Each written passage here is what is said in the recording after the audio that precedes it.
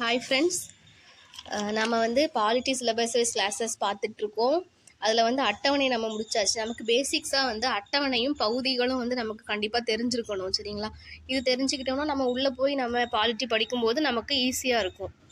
சரி, அட்டவணை நான் ஏற்கனவே எடுத்தாச்சு. இப்போ நம்ம பகுதிகள் இன்றைக்கி பார்க்கலாம். சரிங்களா? பகுதிகள் மொத்தம் நமக்கு 25 பகுதிகள். இப்போ நமக்கு 25 பகுதிகள் இருக்குது. ஆனால் கான்ஸ்டியூஷன் புக்கு வெளியிடும்போது 1950 ஜனவரி 26 22 பகுதிகள் தான் இருக்குது. ஆனால் இப்போது நம்மக்கிட்ட 25 பகுதிகள் இருக்குது. சரிங்களா? அப்போது அந்த பகுதிகளில் நான் உங்களுக்கு எதெல்லாம் ஆட் பண்ணியிருக்காங்க, எதெல்லாம் நீக்கியிருக்காங்கன்னு சொல்லிட்டு நான் ஷார்ட்டாக எழுதி வச்சுருக்கேன். அதை நீங்கள் பார்த்து நான் எக்ஸ்பிளைன் பண்ணுறேன். அதை நீங்கள் பார்த்ததுக்கு அப்புறமா தென் பகுதி 1 என்ன இருக்குது, பகுதி 2 எல்லாம் இருக்குன்னு நான் டீட்டெயிலாக எக்ஸ்பிளைன் பண்ணுறேன். இப்போ நீங்கள் இதை பாருங்கள். இதில் பாருங்கள், நான் இப்போ 1லேருந்து 22 வரைக்கும் நான் எழுதி வச்சுருக்கேன். அதாவது பகுதி 1, பகுதி 2, பகுதி 3, 22 வரைக்கும் பகுதி இருக்குன்னு நான் எழுதி வச்சுருக்கேன். இப்போ பகுதியெல்லாம் இப்போ எக்ஸ்ட்ரா ஒரு பகுதியை ஆட் பண்ணுறாங்கன்னா 23, 24 சொல்லி அந்த கவுண்டிங்கில் ஆட் பண்ண மாட்டாங்க. அதுக்கு பதிலாக கூட இப்போ 4ல் இப்போ ஒன்று ஆட் பண்ணுறாங்கன்னா 4A அந்த மாதிரி AB அப்படி சொல்லி தான் ஆட் பண்ணுவாங்க. அதோட மொத்த கவுண்டிங் தான் இப்போ நம்மக்கிட்ட 25 பகுதிகள் டோட்டல் கவுண்டிங்கில் இருக்குது. சரிங்களா? இப்போ எதை ஆட் பண்ணியிருக்காங்கன்னு நம்ம பார்ப்போம். ஃபஸ்ட்டு நமக்கு 22 பகுதிகளில் பகுதி 7 இருக்குது பார்த்தீங்களா? பகுதி 7 1956 7வது சட்ட திருத்தம் மூலம் நீக்கம் பண்ணிட்டாங்க. அதாவது பகுதி 7 என்ன சொல்லிச்சுன்னா, சுதேச அரசர்கள், ஃபர்ஸ்ட் நான் போன வீடியோவில் நான் சொல்லியிருப்பேன்.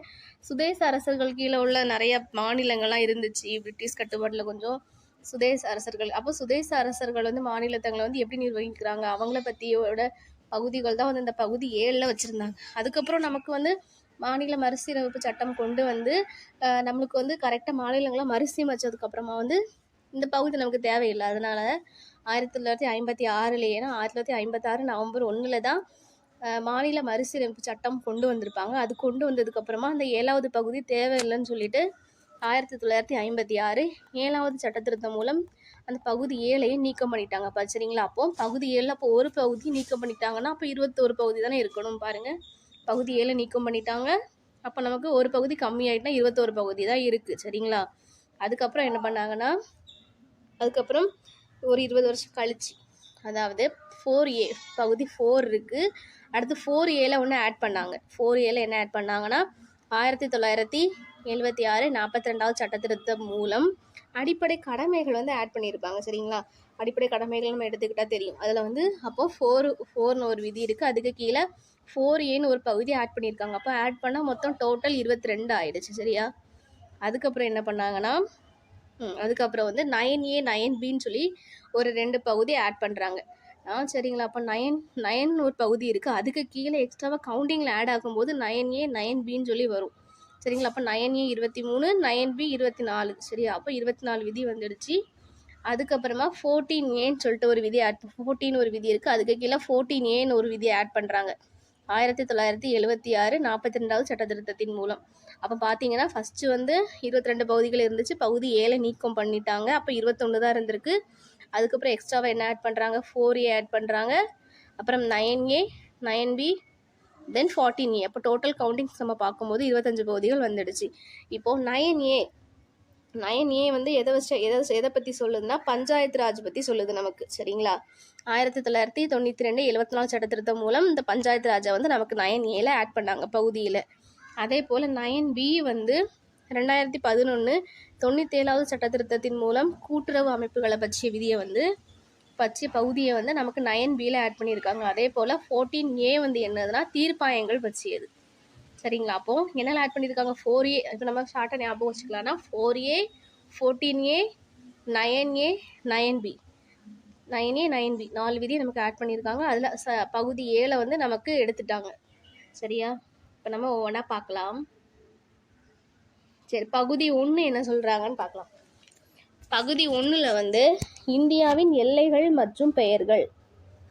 அப்போது நம்ம இந்தியாவுக்குன்னு சொல்லி எல்லைகள் 28 மாநிலங்கள் இருக்குது, 8 யூனியன் பிரதேசங்கள் இருக்குது. அப்புறம் இந்தியாவோட பெயர் இந்தியா மற்றும் பாரதம் அப்படின்னு சொல்லி பகுதி 1ல் சொல்கிறாங்க. சரியா? பகுதி 1ல் பகுதி விதி 1 to விதி 4 வரைக்கும் இந்தியாவினுடைய எல்லைகள் பெயர்களை பற்றி சொல்லுது. அப்புறமா பகுதி 2 5 to 11 வந்து குடியுரிமையை பற்றி சொல்கிறது. அப்போ ஃபஸ்ட்டு நம்ம பெயர், அதுக்கப்புறம் குடியுரிமை. சரிங்களா? இந்த குடியுரிமை பற்றியும் நான் வந்து முன்னாடியே நான் எல்லாமே போட்டுட்டேன் வீடியோஸ், நீங்கள் செக் பண்ணி பாருங்கள். அப்புறம் பகுதி 3 வந்து 12 to 35 வரைக்கும் அடிப்படை உரிமை. அப்போ ஃபஸ்ட்டு பெயர், பகுதி 2 குடியுரிமை, பகுதி 3 அடிப்படை உரிமை. ஃபஸ்ட்டு பெயர், அப்புறம் நம்ம இருக்கிறதுக்கு ஒரு இடம் தேவை, அப்போ குடியுரிமை. அதுக்கு அடுத்து வந்து அடிப்படை உரிமை. சரிங்களா? அடுத்து வந்து பகுதி 4 வந்து 36 to 51 விதி, அரசிற்கு வழிகாட்டும் நெறிமுறை. இப்போ நம்ம பகுதிகள் வந்து எதுக்கு நம்ம படிக்கிறோன்னா, இப்போவே நம்ம பகுதிகள் அட்டவணைகள்லாம் எந்தெந்த பகுதிகளுக்கு எந்தெந்த விதி வரும்னு சொல்லி நம்ம இப்போவே படிச்சிட்டோன்னா, தென் நம்ம பாலிசி உள்ளே போய் நம்ம படிக்கும்போது நம்மளுக்கு சில நேரம் மறந்து போச்சுன்னா கூட எக்ஸாமில் வந்து ஃப்ளூக்கில் போடலாம். அதாவது இப்போ விதி 6 எவ்வளோ கேட்டுட்டாங்கன்னா, அப்போ நம்ம இப்போ பகுதி 2 5 to 11 குடியுரிமை இருக்குன்னா அதை நம்ம படித்து நம்ம ஈஸியாக வந்து நம்ம கொஸ்டின்ஸில் கரெக்டாக போட்டுடலாம். அப்புறம் பகுதி 4A வந்து 4Aல வந்து தான் என்ன அடிப்படை கடமைகளை ஜாயின் பண்ணாங்க. சரிங்களா? 51Aல 1976 42வது சட்ட திருத்தத்தின் மூலம் அதாவது இந்த 4Aவை வந்து இணைச்சாங்க, பகுதி 4Aவை. அப்புறம் பகுதி 5 வந்து என்னன்னா 52 to 151 மத்திய அரசாங்கம். சரிங்களா? பகுதி 5 52 to 151 வரைக்கும் மத்திய அரசாங்கம், அதாவது ஒன்றிய அரசாங்கத்தை பற்றி பகுதி 5ல் சொல்கிறாங்க. அடுத்து பகுதி 6 வந்து 152 to 237 வந்து மாநில அரசாங்கத்தை பற்றி சொல்கிறாங்க. அப்போ ஃபஸ்ட்டு பெயர், அப்புறம் குடியுரிமை, தென் பகுதி 3 அடிப்படை உரிமை, தென் அரசுக்கு வழிகாட்டும் நெறிமுறை, அப்புறம் 4Aல வந்து ஒரு அடிப்படை கடமையை ஆட் பண்ணாங்க. தென் 5ல் வந்து மாநில அரசாங்கம், 6ல் வந்து 5ல் வந்து மத்திய அரசாங்கம், 6ல் வந்து மாநில அரசாங்கம். அப்புறம் பகுதி 7 பாருங்கள். நான் ஏற்கனவே சொல்லியிருப்பேன், பகுதி 7 வந்து நீக்கம் பண்ணியிருப்பாங்க. எதை வச்சு நீக்கம் பண்ணாங்க? 1956 7வது சட்ட திருத்தத்தின் மூலம் தான் வந்து இந்த பகுதி 7 வந்து நீக்கம் பண்ணிட்டாங்க, தேவையில்லைன்னு சொல்லிட்டு. அடுத்து பகுதி 8 இப்போவும் மத்திய அரசாங்கத்தை பற்றி சொல்லியாச்சு, மாநில அரசாங்கத்தை பற்றி சொல்லியாச்சு. தென் யூனியன் பிரதேசங்களை பற்றி எந்த பகுதி சொல்லுதுன்னா பகுதி 8. சரிங்களா? 239 to 242 விதிகள் வந்து யூனியன் பிரதேசத்தை பற்றி சொல்லுது. தென் அதுக்கப்புறம் பகுதி 9ல் வந்து என்ன சொல்கிறாங்கன்னா 243 to 243O. இதில் எப்படி வரும்னா 243க்கு அப்புறம் 243A 243B அந்த மாதிரி 243 to 243O வரைக்கும் பஞ்சாயத்து ராஜ், அதாவது கிராம பஞ்சாயத்தை பற்றி சொல்கிறாங்க. தென் பகுதி 9Aல வந்து 243P to 243G வரைக்கும் வந்து நகர பஞ்சாயத்தை பற்றி சொல்கிறாங்க. அப்போ நமக்கு ஃபஸ்ட்டு கிராம பஞ்சாயத்து மட்டும் தான் இருந்துச்சு, ஆனால் இப்போ நமக்கு நகர பஞ்சாயத்து தானே இருக்குது. அதனால் 9A ஆட் பண்ணி அதில் நகர பஞ்சாயத்தை வந்து 1992 74வது சட்ட திருத்தத்தின் மூலம் நகர பஞ்சாயத்தை பற்றி சொல்லியிருக்காங்க. சரிங்களா? அப்போ 9னால என்னது? கிராமம், கிராம பஞ்சாயத்து, நகர பஞ்சாயத்து. சரியா? 9A. தென் 9Bல வந்து விதி என்னென்னா 243ZH. இதில் வந்து என்ன சொல்கிறாங்கன்னா 2011 97வது சட்ட திருத்தத்தின் மூலம் கூட்டுறவு அமைப்புகளை வந்து நமக்கு கொண்டு வந்திருக்காங்க. கூட்டுறவு அமைப்புகளினுடைய செயல்பாடுகள் அதில் குறித்த பகுதியை வந்து பகுதி 9Bல வந்து நமக்கு ஆட் பண்ணியிருக்காங்க. அப்புறம் பகுதி 10ல் வந்து 244 to 244Aல வந்து தாழ்த்தப்பட்டோர் மற்றும் பழங்குடியினர் பரப்பிடங்கள், அதாவது இப்போ இந்தந்த பகுதியில் வந்து இந்தந்த மக்கள் இருக்காங்க, அவங்களோட பரப்பிடங்கள் இதுதான் சொல்லி உள்ள பகுதியை வந்து இந்த பகுதியை வந்து இதுதான் தாழ்த்தப்பட்டோர் மற்றும் பழங்குடியினர் பரப்பிடங்கள். அப்புறம் பகுதி 11 வந்து 245 to 263 மத்திய மாநில அரசு உறவுகள். இப்போ மத்திய மாநில அரசு உறவுகளை பற்றி பகுதி 11 சொல்லுது. அப்போ நம்ம ஃபஸ்ட்டுன்னே பார்க்கலாம். ஃபஸ்ட்டு என்ன சொல்கிறாங்க? இந்தியாவோட பெயர் மற்றும் எல்லைகள். பகுதி 2 குடியுரிமை, பகுதி 3 அடிப்படை உரிமை, பகுதி 4 அரசிற்கு வழிகாட்டும் நெறிமுறை, 4A ஆட் பண்ணாங்க, என்ன அடிப்படை கடமை. தென் பகுதி 5 வந்து மத்திய அரசாங்கம், பகுதி 6 மாநில அரசாங்கம், பகுதி 7 வந்து நீக்கிட்டாங்க, பகுதி 8 வந்து யூனியன் பிரதேசங்கள், பகுதி 9 பஞ்சாயத்து ராஜ், கிராமத்துக்கு மட்டும் தான் இருந்துச்சு. அப்போ நகரத்துக்கும் தேவை தானே. அப்போ 9Aன்னு ஒன்று சொல்லி ஆட் பண்ணி நகர பஞ்சாயத்தை ஆட் பண்ணாங்க. தென் பகுதி 9B வந்து கூட்டுறவு அமைப்புகள். இப்போ வந்து இந்த கிராமத்தில் உள்ளவங்களுக்கு, நகரத்தில் உள்ளவங்களுக்குலாம் வந்து கூட்டுறவு அமைப்புகள் தான் தேவை தானே, அவங்களுக்கு தனியாக கடன் கொடுக்கறதுக்கு எல்லாத்துக்குமே. இப்போ 9Bல வந்து கூட்டுறவு அமைப்புகளை ஆட் பண்ணாங்க. பகுதி 10 வந்து அப்புறம் தாழ்த்தப்பட்டவரோட இடங்கள்லாம் என்னது, பழங்குடியின மக்களோட பரப்பிடங்கள்லாம் என்னென்னு சொல்கிறதுக்காக பகுதி 10. தென் பகுதி 11 வந்து எதுக்குன்னா மத்திய மாநில அரசினுடைய உறவுகள் எப்படி இருக்குது அதை வந்து இந்த பகுதி 11ல் சொல்கிறாங்க. ஒன்று மத்திய அரசு, இன்னொன்று மாநில அரசுக்கு 1 அப்படின்னு ஞாபகம் வச்சுக்கோங்க. தென் பகுதி 12 வந்து 264 to 300A. இதில் வந்து நிதி, சொத்து மற்றும் ஒப்பந்த நடவடிக்கையில் அரசாங்கத்தின் நிலை. இங்கே பாருங்கள், இதில் வந்து 300Aன்னு ஒரு விதி இருக்கா.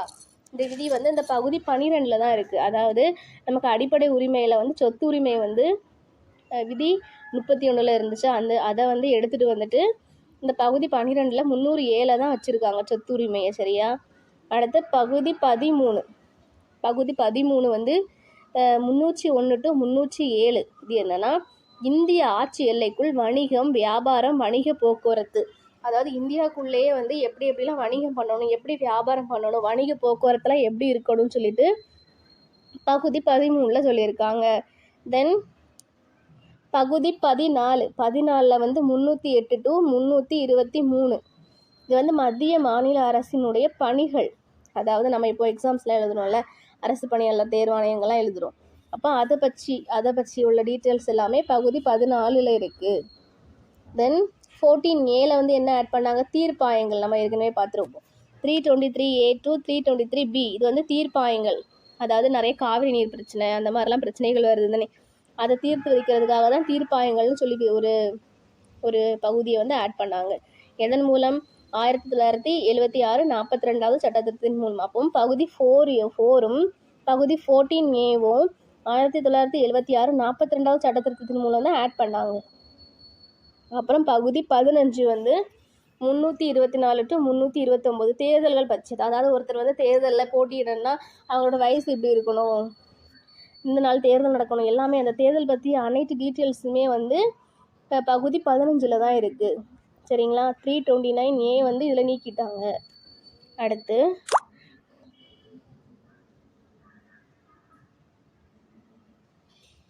பகுதி 16. சரிங்களா? பகுதி 16 வந்து 330 to 342. இதில் வந்து சில வகுப்பினர் சம்பந்தமான சிறப்பு விதிகள். சரியா? பகுதி 16ல் வந்து சில வகுப்பினர் சம்பந்தமான சிறப்பு விதிகள், சில என்னென்ன வகுப்பில் உள்ளவங்களுக்குலாம் என்னென்ன விதிகள் தனியாக இருக்குது அப்படின்னு சொல்லிட்டு பகுதி 16ல் இருக்குது. தென் பகுதி 17ல் வந்து 343 to 351. இதில் வந்து ஆட்சி மொழிகள் பற்றியது. அதாவது ஆட்சி மொழிகள், அதாவது நமக்கு என்னென்ன ஆட்சி மொழிகள் இருக்குது, என்னென்ன அலுவலக மொழிகள் இருக்குதுன்னு சொல்லிட்டு பகுதி 17ல் சொல்கிறாங்க.